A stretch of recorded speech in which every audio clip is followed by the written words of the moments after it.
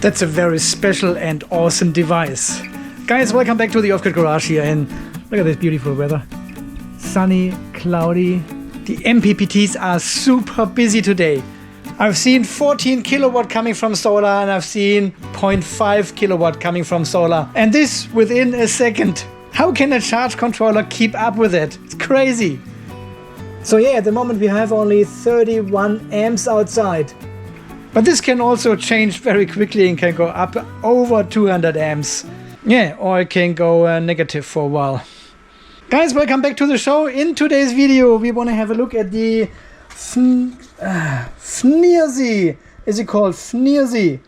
And we have here the HRM-10 internal resistance tester. So this is a small, nice, compact handheld device to measure the internal resistance of your battery up to 100 volts. So you can measure cells and also full batteries with this device here. So the tester has a nice large display here at the top, navigation button here at the bottom, a 4-wire connector for the test probes at the top, USB-C connection on the side with charging indicator, and a reset button here at the bottom. And it has a magic feature, a stand. Huh? Can stand over here, over there, down here, this corner. Look at this, beautiful. And we have these really nice and smooth rubberized buttons here. They feel so, it is such a weird feeling when you touch them. They almost feel like, I don't know, it's a very smooth and super soft material they have used. Very, very nice to touch. I like it. I could do this for hours.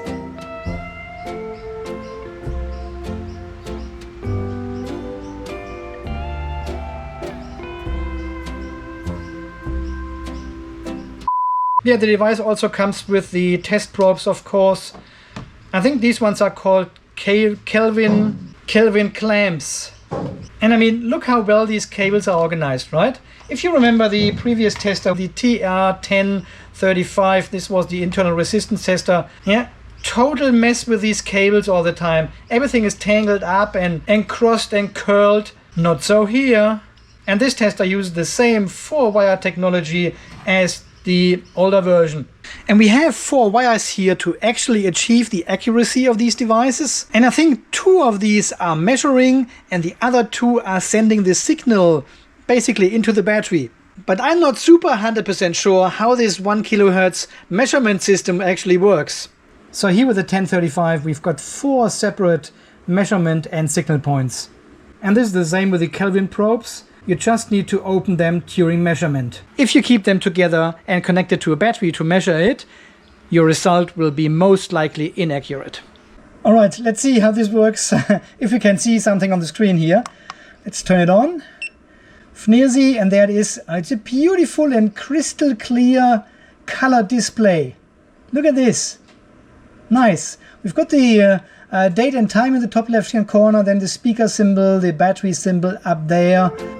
Oh yes, let me touch these buttons again. Oh, they are so soft and nice. And we click and hold the menu button on the right. And we have to go to point 8. 8 is the language. And click OK. Go to English. OK. And everything is in English now. Now we click and hold the back button. There we go. So, voltage range sits on auto, resistance range sits on auto as well. With the left and right button you can change this between 1 volt, 10 volts and 100 volts. I don't know what the benefit is to change it to a manual range, because the resolution actually doesn't change. When you look at the comma, it is still in the same point as in auto mode. So it doesn't really change the resolution, it does it all in auto mode anyway, so auto is fine.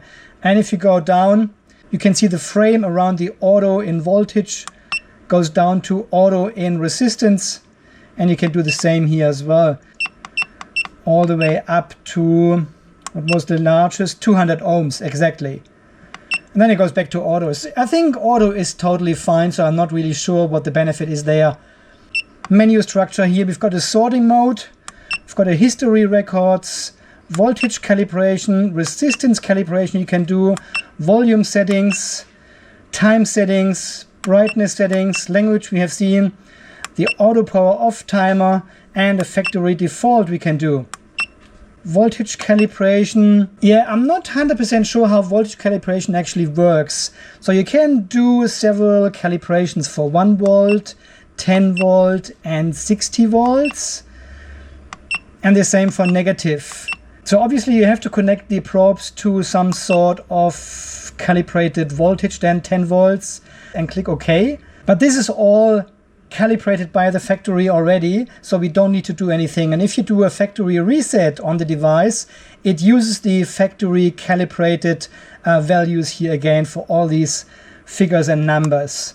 Cancel out of here for the moment, and you've got the same for the resistance calibration as well. You need to connect some sort of calibrated resistor or a series of calibrated resistors, which I don't have, to do a calibration. But as I said, it is already calibrated from the factory, so there's not much to do. Volume settings, yeah, quieter, louder. Okay. Time settings. Yeah, here's something funny going on, because when you press the up button, you would expect it goes from 2026 to 2027. But no, it goes to 2025. So up is actually down and down is up. This is for all the settings in the time menu. So there's a bit of a bug in the software still. But more about this later. Okay, 2025. Okay. And we go back. Brightness settings. Auto power off, 5 minutes, 15, 30 minutes. And the factory default setting gives us actually information about the software version running on the HRM-10, which is 0.4. More about this later as well, because we can actually do firmware upgrades on this device. Okay, cancel. Alright, this pretty much concludes the menu structure of the HRM-10. Yeah, there are quite some interesting settings actually. Alright, let's do a simple measurement to see how it works. Okay, I have to keep the room a bit dark here, so otherwise we've got massive reflections on this high quality screen here, and I cannot really record anything. So let's take the old AGM battery we have harvested from the solar gate and connect this Kelvin probe to this battery. Let's see what we get on the display. 2 volts only. Ooh, 106 milliohms. This is really dead, this battery. This is insane. Yeah, this is how it measures. I mean, really straightforward, right? So what you cannot do with these probes here is just touching the terminals like this.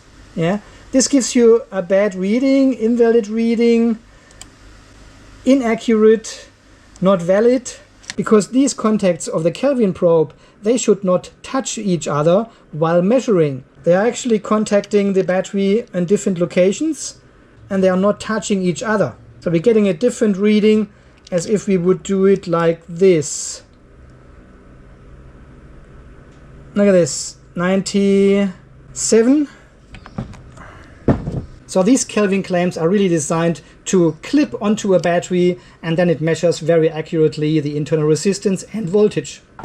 So let me show you the other options for the measuring probes Fnirsi offers. So this is the other one. Comes with the same 4-wire cable technology, and this one has the same tips as the other test I have shown you before. And now we can measure this AGM battery again by holding these ones and pushing them down, and we get a good reading here, good and stable reading on the voltage and also internal resistance. That wasn't quite possible with the other probes. And the same for our salt-ion battery. And here we've got the difficulty that these cables are a bit short and can barely reach the positive and negative, but we get a reading 2.8 volts and 16.6 milliohms. So this one is actually perfect for quickly measuring one cell after another and get a good reading on the display here. But they are not ideal for these sort of batteries because they are a bit short from where they are merged together into one cable. But if you have to measure a lot of 18650 cells or other batteries, there is the third option of a probe, which is a simple battery measurement station or a battery holder, just a battery holder. So we can take this one off, plug the battery holder in, and this uses of course the 4-wire technology as well. Let me get a detailed shot here of this probe. You can see the tip here. See that one? There is one contact and the other one is the outside of this part. And we've got the same here on this side. There's one probe and there's the other one. The holder can actually be adjusted with these 2 thumb screws on the underside. And you can select AAA, AA, and we've got this now set to 18650 all the way back. So with this holder you can measure these 3 sizes of batteries or anything in between. Alright, this is now connected to the HRM-10. And we push this one back. And there we go, we've got an accurate reading of 2.8 and 16 milliohms. And if you have several of these batteries, take this one out, next one in, there's your accurate reading. No mucking around with probes and cables and everything, just clean, constant measurement. Really good. And the 4th one, bang, all done. Okay, so far this doesn't seem to be very different from the older, I always say old tester. It's not an old tester, it's the previous one we have used or we had available. So it's not too much different apart from the menu structure and the color display and the different kind of probes you can connect to the HRM, what is it called? The Fnirsi. So this was the only difference so far. But wait, there's more. So in the Fnirsi internal resistance tester for batteries, we can actually go into the menu and start the sorting mode here. As soon as I click on this one and click OK, we are going back into the measurement screen. We now have more options here. So here at the top we can actually set an upper limit and a lower limit voltage. Click on OK, and we can set a voltage here of, let's say, 2 volts. Okay, 2 volts on this side and 3 volts on the upper limit. So with these 2 thresholds we can now set a pass and a fail filter. So everything outside 2 to 3 volts will actually fail, and only cells within 2 to 3 volts will get a pass. And I can do the same here for the resistance. So the upper limit is set to 100 milliohms. The lower limit is set to 10 milliohms at the moment. And in the middle we have got actually a new bar. Yeah? On the left hand side it says pass 0. On the right it says fail 0, and in the middle it says M3. This is the memory number 3. So these settings I have just set for the voltage and the internal resistance are now programmed to memory number 3. If I go up and down here, I can go to memory 4, and you can see the limits for the voltage have already changed back to default. Yeah, and I've got 8 memories in here for different battery types or scenarios I want to test the batteries with. And for each I can program the voltage and resistor upper and lower limit individually. So it's pretty cool. Okay, let's go back to number 3 here, memory 3. That's what we have set. So, and now here comes the really cool part with this tester. I don't really need to pay attention on the tester itself anymore. I can really focus on testing the batteries, yeah, connecting them correctly, and the tester will do everything automatically from now on. And it will record all the measurement for us fully automatically, which is pretty impressive. So let me start the recording here. There is a bit of glare on the screen. Let me turn off the lights. Is it better? Not really, huh? Maybe more like this. You can see the pass 0 on the left and the fail 0 on the other side, and all the other settings as well. So okay, we are focusing on the battery itself. So salty 1. So we probably put them in the right direction already. All right, let's put the first battery in. That was a fail. Did you see that? And we have got fail 1 because the voltage is too high here with this cell. It's over 3 volts, so we get a fail. So second one.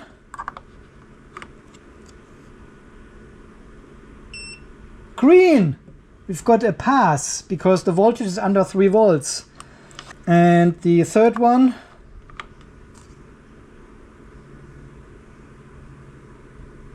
This one is not connected correctly. Need to reseat it. Pass. And the fourth one. Pass. 1 fail, 3 pass.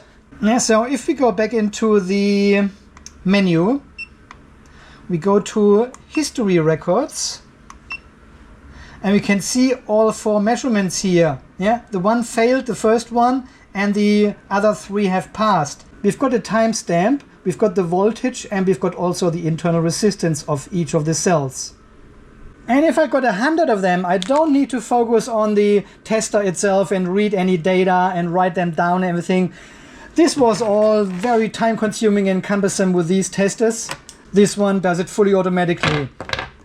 And of course it does the same with the other probes as well. So if we go back to the Kelvin clamp, for example, and I've got here 4 lithium iron phosphate 100 ampere hour cells.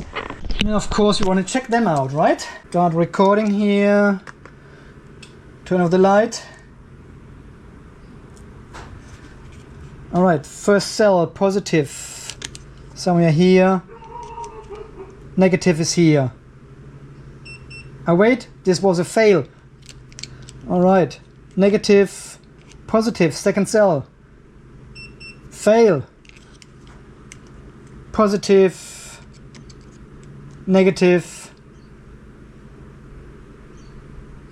Ah, this one has no contact here, or what? Try like this. And I think I'm measuring on the fail as well. Ooh, what's going on here? And positive for the last one, negative. Probably another fail. There, another fail. Okay, all 4 have failed because they were out of the range of our set parameters, yeah? But I have used the same parameters and settings as for the salt batteries, and these are lithium iron phosphate batteries. So I should have switched to another memory and reset the voltage and resistance I actually want to measure. Let's see what the result says when we go into the actual history records. We've got now 8 cells. Yeah, the first 4 were the salt batteries, and cell 5 to 8 were the lithium iron phosphate batteries. And I can now continue checking all my cells with this tester. Yeah, I can use the spiky probes. What are they called here? I think they are just called probes. I would call them spikies or something. I don't know. Yeah, they've got this spring mechanism, and connect them to your cells one after another. Go through until the tester beeps and has a valid recording. You've got the data of all the cells in your battery collected in no time. Well, and then you can take the tester with these amazing soft and nice to touch rubberized buttons.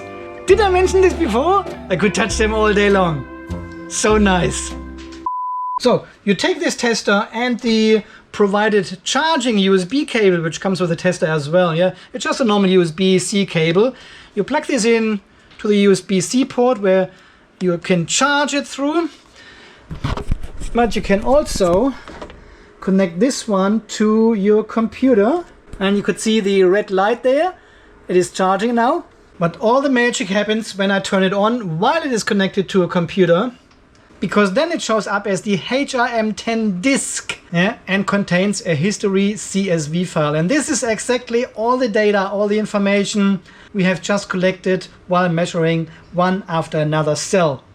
The first 4 salt batteries and the last 4 were the lithium iron phosphate batteries, voltage, internal resistance, date, and timestamp. But how good is that, right? You just measure one cell after another, wait for the beep of the tester, go to the next one, and afterwards connect it to your computer, and you've got all the information already in an Excel spreadsheet. So this is an excellent feature of this tester, I think. Because with all these many batteries I have built, I have measured the cells of only a few of them. Because it always took so long with this old tester to measure one cell and then remember all the numbers, write them down, go to the next cell. So it was actually a lot of work and very time consuming to do that. Yeah, beep, beep, beep, beep, and you're done. All right, and once you're done, you just delete this history CSV file of this USB thumb drive again, which is only, let's see how big this actually is here. Oh, that's only 100 kilobyte. That should be enough for plenty of cells. Okay, let's go to the Fnirsi website and have a look under downloads, because here you can download all the manuals and firmware updates and also the software for all the devices they have. Please use a Windows 10 11 computer to update the firmware. If you have any questions, please contact service@Fnirsi or info@Fnirsi. You get help right away. More about this later. Okay, we've got the manual up here as a PDF, and we've got 2 firmware updates, version 0.2 zip and the version 0.03 zip. This one is already on 0.4 zip, which is not on the website actually. So we don't need to do anything, but let's pretend we want to upgrade the firmware. So we download the version 0.3. It also contains a small log file where you can see the changes made from version to version, and you just grab the bin file and place this into the HR-10 drive. Okay, now this is interesting because the actual firmware version is 250 kilobyte big, but we have only 100 kilobyte storage on the internal disk of this device. So I wonder if it takes the whole zip file instead of just the bin file. Firmware update. Connect the device to the computer via USB Type-C cable. See there it says long press the left button and then click the power on button to enter the upgrade page. At this time a USB drive will pop up on the computer. Pull the firmware. Maybe I have to click both at the same time when it's off. Okay, so I click here. I click the left button and the power button at the same time. Bootloader 0%. And now it pops up on the screen. Let's see how big this is. This is 360 kilobyte. So this can actually take it. Pull this one over. I actually don't want to do it now because then I lose the 0.4 version I have on here. Doesn't matter. Let's do it. Okay, so it's copying the new firmware onto... Oh, yes, I can see the percent here. Oh, that was quick. This took only a few seconds here on the screen, but I could see the percentage going up. Okay, let's go into the menu and go all the way down to factory reset. Yes, it has downgraded to version 0.3. There you go. I lost my 0.4, so I need to wait until this one is officially available on their website to re-download here on the device. But that's how it works. So this tester is also upgradable via a new firmware. That is actually quite impressive. I still like these buttons. That was the Fnirsi HRM-10 battery and cell internal resistance tester. It's a pretty nice device actually. I'm really happy and excited about it. Not only because of the great look and good quality of this device, but also about all the features it has. The continuous measurement of cells and internal logging of data, transferring and accessing this data very easily on a computer. And of course, the firmware updates. I mean, how good is that? A small tiny device can do firmware updates. And I really like the attention to detail, yeah? Like these extra rubber feet here when the tester is on its stand. Or did you notice the hole up here? Yeah, if you don't need the tester, you put it on a screw onto your wall until you need it next time. Does this one? No, this one doesn't have that. Or you may have seen on their website, they put their email address everywhere. They've got a chat function down in the bottom right-hand corner. So they are not hiding how to contact them if there is any issues. And here it's in the manual as well. It says under 7, contact us. Any Fnirsi users with any questions who comes to contact us will have our promise to get a satisfactory solution plus an extra 6 months of warranty to thank them for their support. What? And below they've got their full address there, their email address again, telephone number. Yeah, they are not hiding from any issues with customers. They embrace their customer service. That's how it should be. And of course, last but not least, this amazing storage box here with a glossy 3D picture of the product. Golden letters and writing and symbols. Look at this. That makes a very nice gift for your wife. Yeah, guys, talking about Christmas, Fnirsi was so kind to provide a discount code for you guys as well. As always, I link all the information down under the video and on my website as well. So thank you very much for over 118,000 subscribers here on the channel. A special thanks always goes to the people who are donating to the channel here or becoming a channel member, supporting me and my independent work for less than the costs of a coffee per month. And thank you very, very much for liking these videos, leaving nice and interesting comments. And this is exactly the support we need to stay independent. So thank you very, very much. Alright, my friends, until the next video, you stay charged, stay safe, and thanks again for watching. See you then. Bye bye. There it is.